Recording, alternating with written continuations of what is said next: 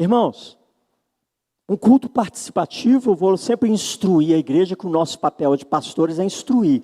Um culto participativo é exatamente quando o liturgista fala amém, irmãos, a igreja responde com amém, com glória a Deus. Quando o ministério de louvor está conduzindo, a igreja está participando e glorificando ao Senhor. Isso é um culto participativo. Amém, irmãos? É isso aí, ó, glória a Deus. Antes de ministrarmos a palavra do Senhor, quero fazer um comentário que a Igreja Presbiteriana do Brasil não batiza crianças. Não batiza crianças. A Igreja Presbiteriana do Brasil batiza filho de crentes. Vocês entenderam a diferença, não é mesmo? Filhos de crentes. Porque são filhos da promessa. Porque a promessa é para nós e nossos filhos. E nós precisamos entender isso. Eu quero lembrar aos papais e às mamães que um dia fizeram essa promessa pelos seus pequeninos, para lembrar da promessa e continuar firme no propósito, para louvor e glória do nosso Deus. Dito isso, é com muita alegria que eu te peço a abrir sua Bíblia. Abra sua Bíblia. Lá em Gênesis. Facinho, o primeiro livro da Bíblia, o livro dos princípios. Nós vamos meditar nessa noite em tempos nos quais as pessoas vivem, em geral, uma enorme crise de aceitação. Já viu esse negócio de inclusão social, de aceitação, de bullying e coisas do tipo? Nós vamos meditar num texto que fala sobre aceitação. E essa aceitação pode ser uma aceitação pessoal ou relacional. E não é à toa, irmãos, que um dos temas mais discutidos nos dias de hoje é exatamente esse tema da inclusão. Porque o mundo entendeu a importância da aceitação. E Deus se importa. Deus se importa e quer que nós entendamos o que é necessário para que possamos ser aceitos, para que possamos viver em perfeita harmonia com Ele e uns com os outros. Dá uma olhada para o seu lado. Esse irmão, essa irmã, comprado e lavado no sangue de Jesus Cristo. Deus quer que nós vivamos em perfeita harmonia com a família, com os irmãos. Sermos aceitos, no entanto, irmãos, não segundo o mundo, mas segundo o que Deus determina para o seu povo. Segundo não os padrões caducos da nossa cultura, padrões caducos, egoístas deste mundo, mas segundo os valores do reino de Deus. É esse padrão de aceitação que nós devemos perseguir, devemos buscar. Deus se importa comigo, Deus se importa com você, Deus se importa com a sua família, e por isso Ele se revelou a nós, por isso Ele falou no passado, Ele fala hoje, e Ele continuará falando nos dias de amanhã. Não importa quantos anos levarem para Jesus voltar, Deus continuará falando com o seu povo. Amém, igreja?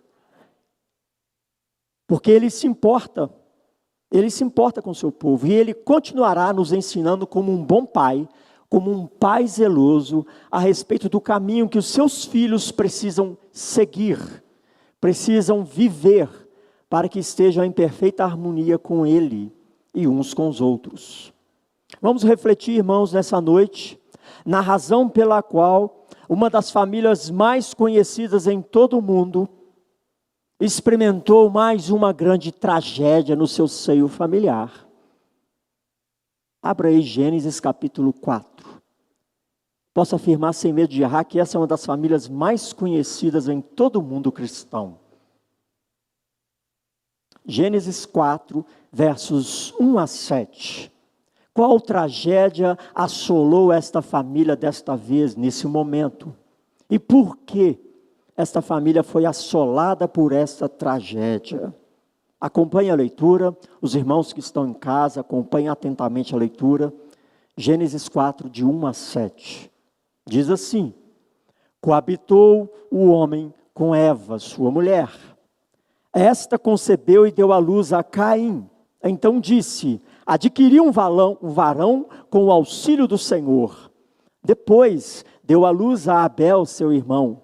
Abel foi pastor de ovelhas e Caim lavrador. Aconteceu que no fim de uns tempos, trouxe Caim do fruto da terra uma oferta ao Senhor. Abel, por sua vez, trouxe das primícias do seu rebanho e da gordura deste. Agradou-se o Senhor de Abel e de sua oferta, ao passo que de Caim e de sua oferta não se agradou. Irou-se, pois, sobremaneira Caim, e descaiu-lhe o semblante. Então lhe disse o Senhor: por que andas irado, e por que descaiu o teu semblante? Se procederes bem, não é certo que serás aceito? Se todavia procederes mal, eis que o pecado jaz à porta, o seu desejo será contra ti, mas a ti cumpre dominá-lo. Vamos orar mais uma vez? Feche os seus olhos. Esse é o Espírito de Deus que fala ao seu coração, para que tragédias não assolem a sua vida, para que tragédias não alcancem a sua família, e que você seja um canal da bênção de Deus, e não das tragédias no dia a dia. Ore ao Senhor.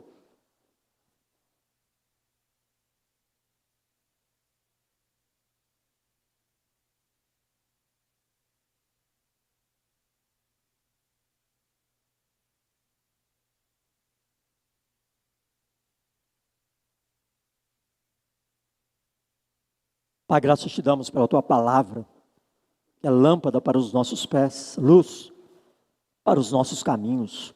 Pai, quebranta os nossos corações, leva todo pensamento cativo em obediência à tua palavra, para que possamos aprender com a revelação da tua palavra, para que possamos extrair princípios eternos que regem toda a vida, para que assim, ó Pai, sejamos na terra instrumentos da tua bênção, e não instrumentos da tragédia que nós mesmos provocamos a nós mesmos e aos nossos familiares. Dai-nos entendimento da tua vontade, da tua palavra, para que possamos ser aceitos pelo Senhor, para que possamos nos proceder com coerência e de forma, ó Pai, que o Senhor se agrade de nós. Pai, em nome de Jesus Cristo, quebranta os corações, que ninguém saia daqui da mesma forma que entrou, mas que saiamos daqui tocados pelo teu Espírito, convencidos pela tua palavra e desejosos e dispostos a assumir posicionamentos e posturas para louvor e glória do Senhor, em nome de Jesus. Amém, queridos? Meus irmãos, Caim não ouviu a voz de Deus, não seguiu as orientações do Senhor. E por mais que Deus amasse aquela família, por mais que Deus se interessasse por aquela família, tanto é que ele se dirige a Caim de forma pessoal, exclusiva. Ele se dirige a Caim e questiona: por que andas irado? Por que o teu semblante está descaído? É Deus, o Criador, conversando com a criação, com aquele que estava abatido, desencorajado, irado. E Deus se dirige ao seu povo constantemente. Mas muitas vezes, assim como Caim, preferimos dar atenção às vozes do nosso coração do que à voz de Deus. E assim seguimos um caminho de abatimento, de descaimento, de desconsolo interior, a ponto de agirmos de forma equivocada, de forma impensada, e muitas vezes gerarmos para nós mesmos problemas e situações embaraçosas, constrangedoras, e algumas até trágicas, que é o caso aqui. Pense nisso. Por mais que Deus te ame, por mais que Deus amasse aquela família, por mais que Deus me ame, isto não impedirá que soframos as consequências de nossas escolhas. Escolhas que fazemos, ou escolhas que pessoas próximas a nós farão. Isso não impedirá a ação dessas consequências sobre nós. Meus queridos irmãos, nós precisamos refletir a partir desse texto, qual é a causa de mais uma tragédia que assolou essa família. Qual é a causa? Perceba que no verso 6, o Senhor se dirige a Caim e lhe pergunta: por que andas irado? E por que descaiu o teu semblante? E ele completa: se procederes bem, não é certo que serás aceito? Em um tempo onde a aceitação é de grande importância, essa mensagem se faz de grande urgência. Quem não quer ser aceito? Quem não quer se sentir incluído? Mais que na cultura, mais que na comunidade, diante de Deus em primeiro lugar. Embora Caim tivesse apresentado a sua oferta a Deus, assim como Abel, aí nós vemos o motivo do descaimento do seu semblante. As ofertas de Caim não foram satisfatórias ao Senhor, não pelo valor das ofertas, porque, irmãos, Deus aceita com alegria até moedinhas como ofertas. As ofertas de Caim foram rejeitadas não pelo o valor implícito naquelas ofertas, mas porque a oferta de Caim foi dada como fruto de um coração dividido. O problema não era o valor das ofertas, mas era o coração dividido, um coração que não estava realmente entregue naquele ato. Uma pessoa de coração dividido não será aceita pelo Senhor, pois sem fé é impossível agradá-lo. Coração dividido é isso, é meia fé, meia entrega. Essa era a situação do coração de Caim. Nós temos relatos no Novo Testamento que Deus se alegra com ofertas de uma viúva pobre, apenas moedinhas, porque ela tirou tudo que ela tinha do seu sustento e entregou. Mais do que aquelas moedas, ela entregava o seu coração, a sua confiança a Deus. Ou seja, o problema não era o valor das ofertas, mas um coração dividido. É o que nós aprendemos também em Tiago, capítulo 1, versos 6 a 8, que diz que um homem de ânimo dobre, ou seja, mente dividida, não alcança nada do Senhor. Não alcança. Uma pessoa inconstante em todos os seus caminhos, uma pessoa de coração dividida, não alcançará nada do Senhor. E aí o verso 7 precisa mexer conosco. Se procederes bem, não é certo que serás aceito? Irmãos, a base de toda a nossa conduta, a base de todo o nosso procedimento está afirmada, está alicerçado em nossas convicções. Em outras palavras, naquilo que cremos. Aquilo que cremos e como cremos é essencial, é primordial para tudo aquilo que fazemos. Se estamos divididos, se somos pessoas de ânimo dobre, nossos procedimentos, nossa conduta não serão orientadas por fé. Porque nós devemos caminhar pela fé, viver pela fé. Mas se somos divididos, se não entregamos de fato o nosso coração ao Senhor, nós estaremos caminhando, fazendo as nossas escolhas, estabelecendo nossos procedimentos de acordo com a conveniência, e não por fé. Aquilo que for mais conveniente é a minha decisão do momento. E se não caminhamos com fé porque somos divididos, nós caminhamos por conveniência. E quando me for conveniente, devolverei o dízimo. Quando me for conveniente, serei honesto. Quando me for conveniente, servirei ao Senhor. Quando me for conveniente, amarei o meu próximo.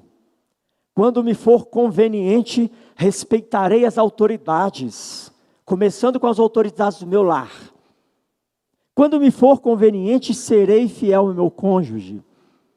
Quando me for conveniente, honrarei os meus compromissos. Quando me for conveniente, assumirei responsabilidades no reino de Cristo, no reino de Deus. Percebeu a diferença? Coração dividido ou uma pessoa que vive pela fé e caminha pela fé? Quando temos o coração dividido, nós somos circunstanciais, nós agimos por conveniência. Quando uma pessoa me agrada, eu sou irmão, sou amigo. Quando ela me desagrada, eu me torno inimigo. Eu me ressinto, eu me afasto.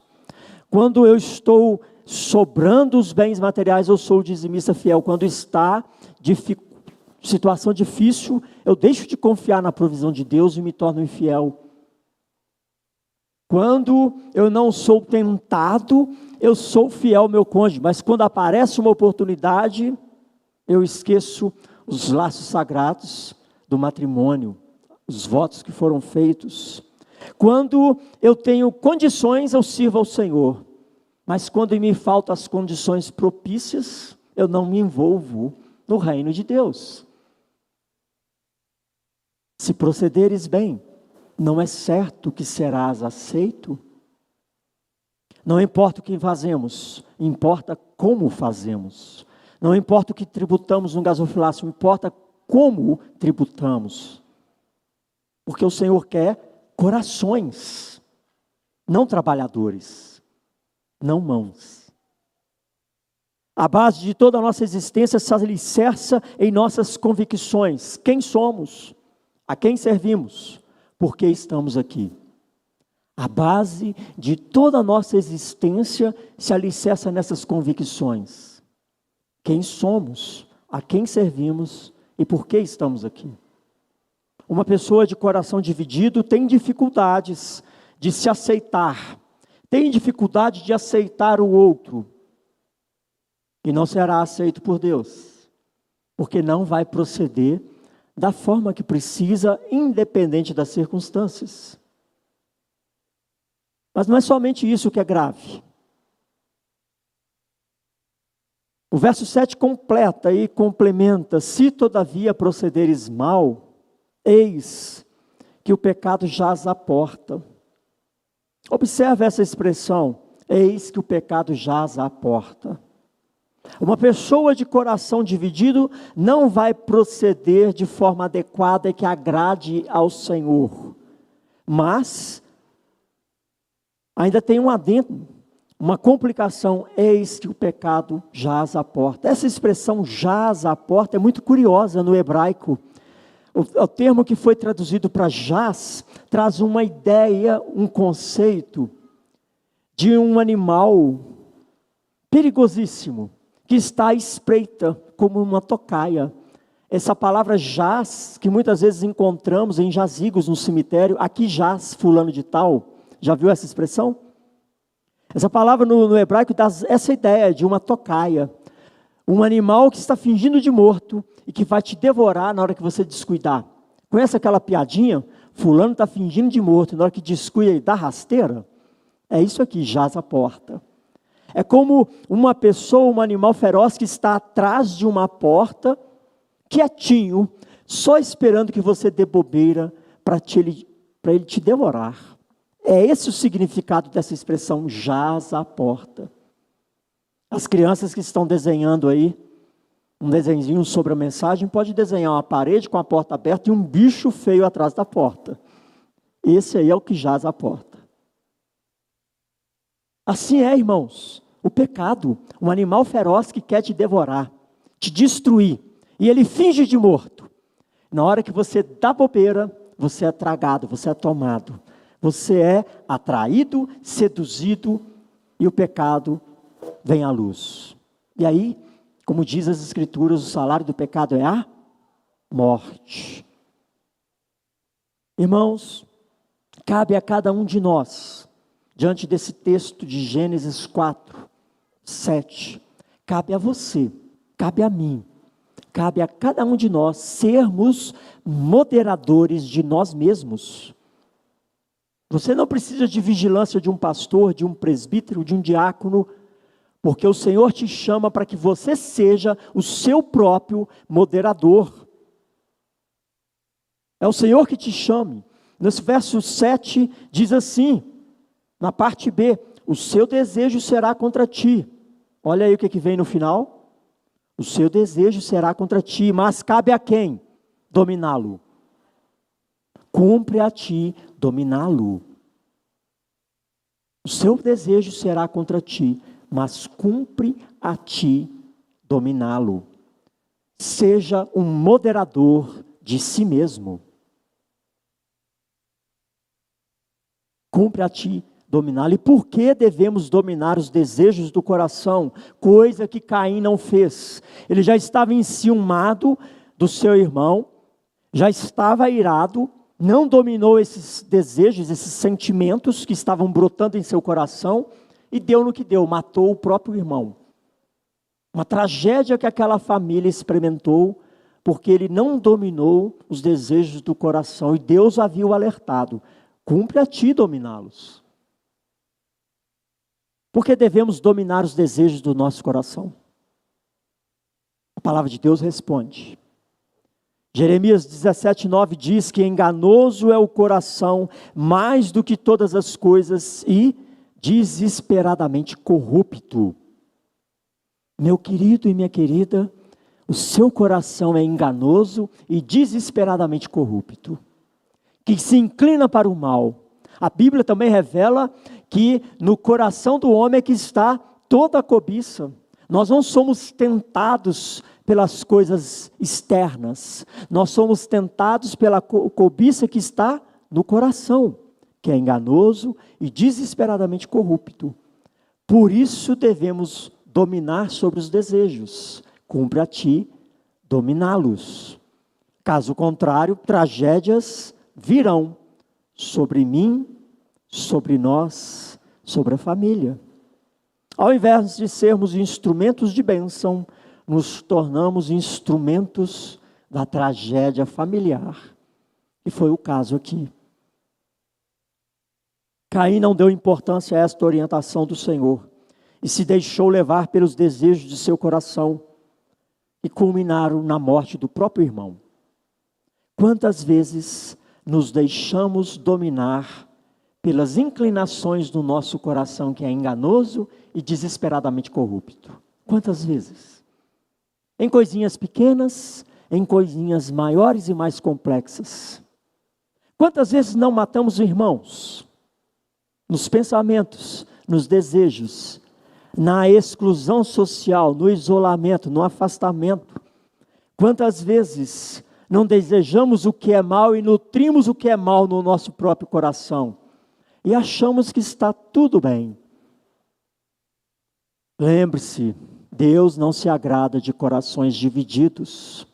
Não importa o que você faz, seja um ministério espetacular, seja uma obra excelente, se o seu coração estiver dividido, o Senhor não se agradará e não aceitará o seu serviço. Essa é a gravidade de não dominarmos sobre os desejos do coração. Aquele desejo que atrai, que seduz e que traz à luz o pecado, que traz a morte. Tiago 1, versos 14 e 15 nos ensina essa dinâmica. O desejo atrai, seduz, nos envolve e traz à luz, como numa gestação, o pecado. E daí vem a quebra da comunhão com Deus. Daí vem a quebra da comunhão com os irmãos. Daí vem esse abatimento, esse desencorajamento. Daí vem as fragilidades. Daí vem toda a nossa frieza. O abatimento da fé, o abatimento da esperança, o abatimento da alegria no Senhor. Tiago, capítulo 1, versos 14 e 15, mostram claramente essa dinâmica de como o pecado nos envolve, de como somos enganados por esse coração que é desesperadamente corrupto. Ele atrai, não só atrai, seduz. Sedução é envolver. E nós vamos gestando esse desejo no coração, até que venha a luz, até que de fato, cometemos um pecado que não tem mais volta. Porque já estamos ali gestando aquele pecado no coração. É assim que funciona, irmãos. Mas cumpre a ti dominá-lo. Você está atento ao que se passa no seu coração? Aos desejos? Aos pensamentos? Ou nós estamos vivendo uma vida dupla, dividida, nutrindo pecados de estimação, desejos que ofendem a palavra do Senhor, a santidade do Senhor, e achando que está tudo certo porque ninguém está vendo. Mas cedo ou mais tarde, nós vamos ser devorados, nós vamos ser tocaiados por esse animal feroz. Que o pecado é como esse animal que finge que está morto, aquele desejo. É como esse pecado, esse animal que está fingindo que está morto. E na hora que você menos espera, ele te devora. Ele te consome. E esta é a causa da desarmonia que é gerada entre nós e Deus. Esta é a causa da desarmonia que é gerada entre as pessoas, até mesmo no seio familiar. Eu gosto de dizer, os irmãos já me ouviram falar isso algumas vezes, que eu assisto de camarote o que Deus faz na vida de servos, de filhos obedientes, e a gente vê o poder de Deus fluindo na igreja do Senhor. Mas, lamentavelmente também, nós assistimos de joelhos o desastre que o pecado faz no meio do povo de Deus, no meio de vidas, famílias, vidas cujo coração se inclinou em atender os desejos que são contrários à palavra, desejos que são contrários à santidade de Deus, desejos que levam à morte. Por quê? Não dominou. Não foi moderador de si mesmo. A tragédia de escolhas movida por desejos imoderados, descontrolados, por corações que se inclinaram para o mal, sem nenhum controle, sem nenhum freio. Uma pessoa que se destrói, que destrói a própria família, que destrói, quem sabe, até uma nação, por causa do egoísmo do coração, da corrupção do coração, das vaidades do coração, e assim vai toda sorte de maldade que o nosso coração possa conceber. Há 2000 anos atrás, Jesus nasceu numa estrebaria, rodeado de animais.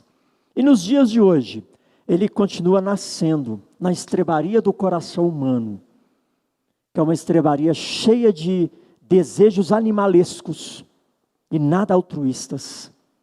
Porque afinal de contas o coração humano não é nenhum hotel 5 estrelas. Jesus continua nascendo em estrebarias nos dias de hoje.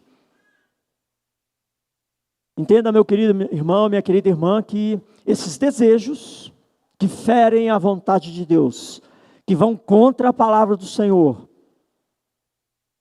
serão contra você e te destruirão, quebrarão a sua comunhão com Deus, quebrarão a sua comunhão com a sua família, quebrarão a sua comunhão com você mesmo, trazendo pesar e sofrimento, tristeza e dor.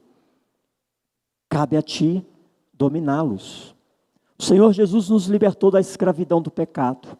Nós não podemos nos dar o luxo de voltarmos à escravidão das inclinações do nosso coração, porque não moderamos as nossas escolhas.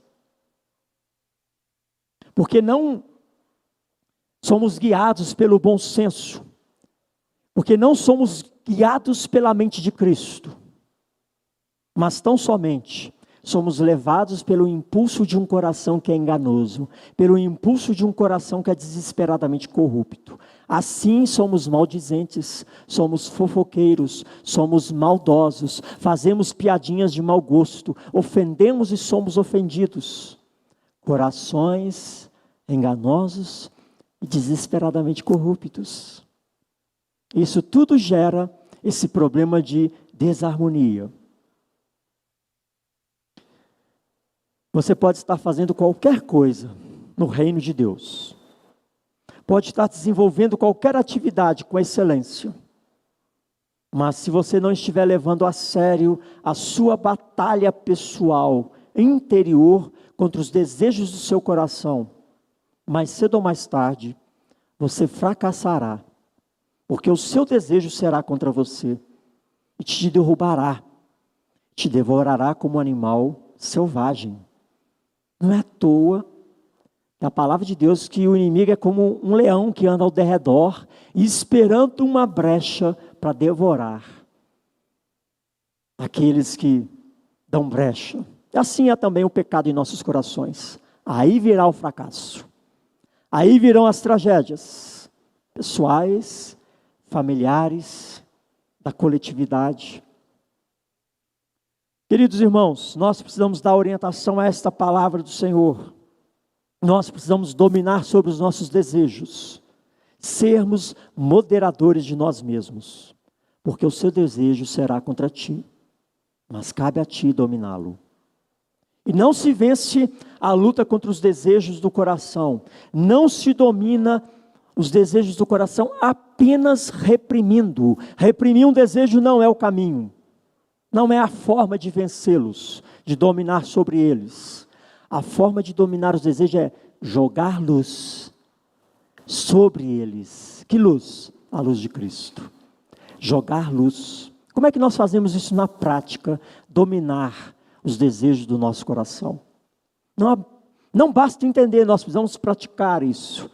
Como dominar os desejos do coração? Jogando luz sobre eles. Não se deixando atrair, seduzir, serem envolvidos por eles. E esse é o motivo do fracasso de muitos crentes, de apenas tentar rejeitar, reprimir os desejos do coração. Apenas tentar reprimir. Não é esse o caminho. Como dominamos os desejos do coração, irmãos? Aquilo que Caim não fez, nós precisamos fazer com urgência. E nossas armas são poderosas em Deus para destruir fortalezas, aniquilar sofismas e levar nossos pensamentos cativos em obediência a Cristo. Amém, igreja? Dentre essas armas nós temos a leitura da palavra de Deus, como levar luz aos desejos enganosos do coração, através da palavra de Deus, renovando a nossa mente, mas transformai-vos pela renovação da vossa mente. Se você não transforma a sua mente com a palavra de Deus, você vai continuar sendo vítima dos desejos do seu coração. Desejos movidos por uma cultura caduca, desejos movidos por um povo que se entrega ao pecado, desejos movidos por um coração que é desesperadamente corrupto. Renove a sua mente com a palavra do Senhor, jogue luz nas trevas do seu coração. Outra arma de nossa batalha interior, uma vida constante de oração. O próprio Pai Nosso nos ensina a oração que o Senhor nos ensina: não nos deixes cair em tentação, mas livra-nos do mal. Irmãos, nós temos desejos pecaminosos. Enquanto Jesus não voltar e não nos glorificar, nós vamos lutar contra esses desejos. Essa é uma luta para a vida toda. Ou você vai para a glória, ou Jesus volta e te glorifica. Essa é uma luta, uma batalha interior para a vida toda. Os desejos não vão sumir. Eles precisam ser dominados com sabedoria. E uma vida concisa de oração é fundamental. Tanto é que Jesus nos ensina: não nos deixes cair em tentação, mas livra-nos do mal. Você está atento às fraquezas do seu coração? Você tem colocado essas fraquezas diante de Deus em oração? Você tem jogado luz através da palavra de Deus nessas áreas de sua vida e trazido uma compreensão, uma reflexão sóbria de como deve se portar nessas questões que são fragilidades da sua alma? Essas são as duas primeiras ferramentas. Meditação na palavra, transformação pela palavra de Deus e vida de oração. É o Senhor que vai te fortalecer para se posicionar contra os desejos do seu coração. Aquela famosa luta entre a carne e o espírito. Lembra dessa? Pastor, eu caí porque a carne é fraca. Mas sem vergonha, a palavra diz que o espírito está pronto. Irmão, se eu não alimento o meu espírito, se eu não alimento o homem espiritual, eu vou sucumbir aos desejos. Porque eu só estou alimentando o homem carnal com as coisas do mundo.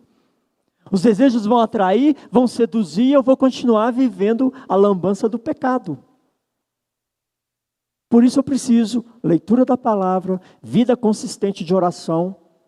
Terceira arma e poderosa arma para dominarmos sobre os nossos desejos: a comunhão dos santos. Está vendo esse irmão, essa irmã aí? Essa comunhão com este irmão vai te livrar do laço do passarinheiro, das armadilhas do seu coração. O pastor Felipe bem disse na liturgia: Procure um pastor, procure um irmão firme na fé, confesse os seus pecados, compartilhe as suas fragilidades e ore. A palavra que nos manda fazer isso. Confessai os seus pecados uns aos outros, orai uns pelos outros. A comunhão dos santos te livrará do laço deste coração que é desesperadamente corrupto. Você tem feito uso dessa comunhão? Meu querido, presta atenção. Não é compartilhar sua fragilidade com um irmão mais ou menos não, é com um irmão firme. O problema é que nós compartilhamos as coisas com as pessoas erradas. Compartilhe as suas fragilidades com um irmão que é mais firme do que você. Um irmão que é comprometido com o reino. Peça ajuda em oração. Esta comunhão é poder de Deus na sua vida, para te fortalecer, para te livrar do mal. Já reparou quando nós ouvimos um testemunho de alguém, nós saímos encorajados? Sim ou não? É nessa comunhão que Deus nos capacita a permanecermos firmes, encorajados, fortalecidos nele, para lutar a maior batalha espiritual que nós vamos lutar. A batalha contra nós mesmos, contra os desejos do coração. Então a confissão de pecados é outra ferramenta desse nosso arsenal de armas espirituais. Essa busca de auxílios ao irmão da fé é essa arma que Deus disponibiliza para o seu povo, para que sejamos vitoriosos na batalha. Outra atitude que nós devemos exercitar, a confiança em Deus. Meu querido, minha querida, presta atenção. Não fica com vergonha de Deus não, essa atitude mais besta que a gente pode ter. Estou com vergonha de Deus, por isso que eu afastei da igreja. Pode parecer bom, mas já ouvi essa desculpa esfarrapada um monte de vezes. Eu vou no irmão, pergunto, por que você sumiu, irmão? Estava com vergonha, eu pisei na bola, pastor, fiquei com vergonha de Deus, não voltei mais para a igreja. Olha que besteira. Deus já sabe de tudo, antes mesmo de você pecar, Deus já sabe. Você acha que Deus, que entregou Jesus por você, vai te desprezar porque você falha? E não, Ele pode te repreender, te exortar. Mas aqueles que estão na mão do Senhor, de forma alguma, serão lançados fora. Amém, irmãos? Não adianta ficar nesse negócio assim, fiquei com vergonha de Deus e sumi da igreja. Maior idiotice. A vítima é você mesmo, de novo. É aí que nós precisamos buscar a Deus com mais disposição. Senhor, me perdoa, pequei de novo. Tem misericórdia. Eu sou um vacilão, me ajuda. Rebenta o meu coração, mas transforma o meu coração. Rasga o meu coração de constrangimento. Faça como Davi, um homem segundo o coração de Deus, que não era perfeito, era o maior vacilão, mas reconhecia os seus pecados e buscava a Deus. Não se afaste, confie em Deus, confie no amor do Senhor, busque-o, porque Ele sabe de todas as suas fragilidades, não adianta tentar esconder, Ele já sabe, irmãos. Para isso Ele proveu a igreja, para dar esse suporte, suportai-vos mutuamente uns aos outros, é o suporte de Deus, é o suporte de Deus para a sua caminhada, para a sua batalha interior. Então confie em Deus, porque, irmãos, nós precisamos usar essas armas, 5 armas básicas, na nossa batalha interior, porque os seus desejos serão contra você, cabe a ti dominá-los. Querido irmão, querida irmã, os seus desejos não te definem, a não ser que você ceda a eles. O que te define é a palavra de Deus, que revela que Ele te amou primeiro, que Ele te reconciliou em Cristo Jesus, que Ele te tirou das trevas e te trouxe para a luz. É isso que te define. Então olhe para você segundo a definição da palavra de Deus, e não segundo a definição que o mundo te dá, não segundo as suas fragilidades, porque Deus entregou Jesus Cristo, não foi por causa de pessoas perfeitas, foi por causa de pessoas que possuem um coração que é enganoso e desesperadamente corrupto. Isso traz confiança, isso te encoraja a amar cada vez mais esse Deus? Se não, deveria. Porque se Deus olhasse para mim, para você, pelo que nós temos no coração, nenhum de nós estaríamos aqui. E o Senhor nos chama para essa relação de aceitação. Se procederes bem, não é certo que não serás aceito? O problema está em nossos procedimentos, em nossas condutas, porque não damos a atenção suficiente aos desejos do coração, porque não somos moderadores de nós mesmos. Esteja atento ao que se passa no seu coração e na sua mente. Não se incline para a atração do seu coração, seja ela qual for. Antes, domine sobre ela com as armas que são poderosas em Deus. Amém, irmãos? E assim, de fato, nós seremos aceitos e viveremos em harmonia pessoal, eu com Deus, eu com o próximo. Porque essa é a vontade do Pai para os seus filhos. Feche os seus olhos. Como é que está esse coração?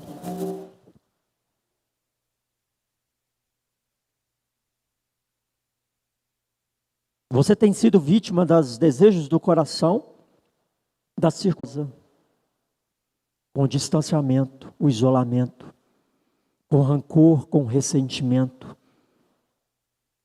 Seu desejo será contra ti, mas cabe a ti dominá-lo. Ora ao Senhor.